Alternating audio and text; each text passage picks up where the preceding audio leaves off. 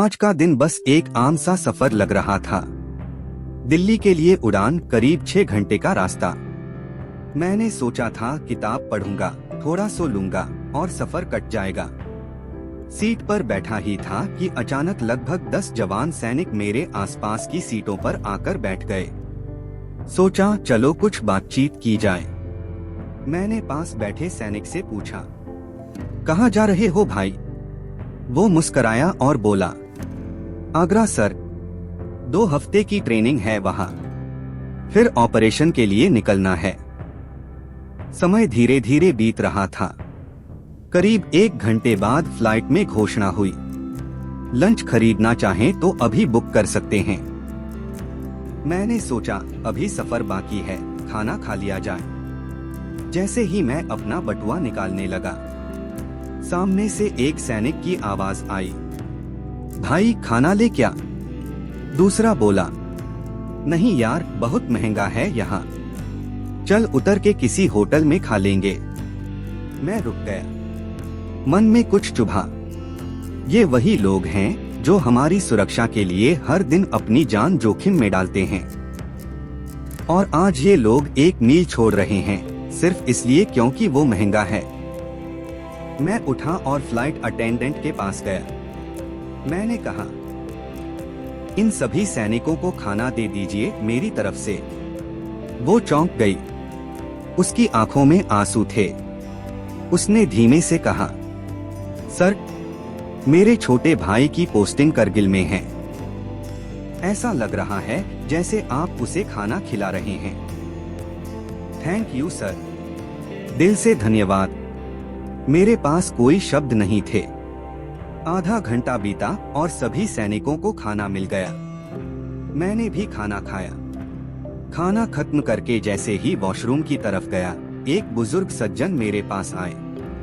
उन्होंने मेरा हाथ थामा और बोले, मैंने सब देखा, आप प्रशंसा के हकदार हैं।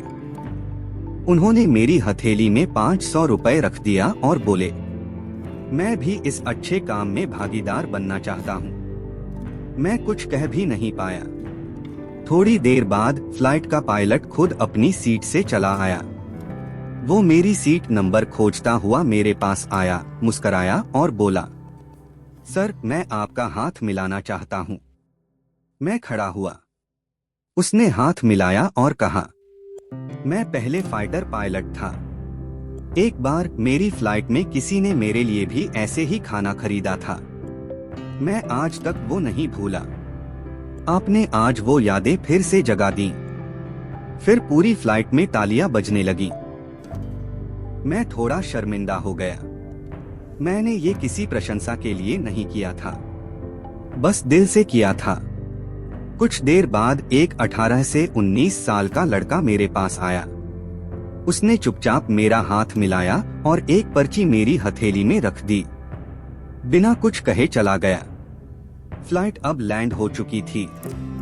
जैसे ही मैं बाहर निकलने के लिए दरवाजे के पास पहुंचा, एक आदमी मेरे पास से गुजरा और चुपचाप कुछ मेरी जेब में डाल गया। वो भी एक नोट था। बाहर निकलते ही वो सारे सैनिक एक जगह खड़े थे। मैं भागा उनके पास। मैंने सारे नोट अपनी जेब से निकाले और उनके हाथों में दे दिए। मैंने कहा, भाई, ये बाकी यात्रियों ने दिए हैं। इसे ट्रेनिंग साइट तक कुछ भी जरूरत पड़े तो उसमें खर्च करना। हम जो दे सकते हैं वो कुछ भी नहीं है उस सुरक्षा के मुकाबले जो तुम हमें देते हो। भगवान तुम्हें और तुम्हारे परिवार को सलामत रखे। उन 10 सैनिकों के पास अब पूरे जहाज का प्यार था।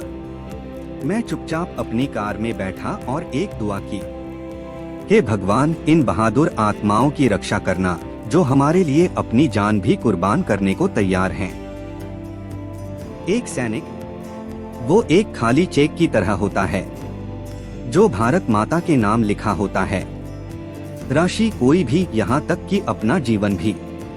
लेकिन अफसोस, बहुत से लोग आज भी उनकी इस महानता को नहीं समझते।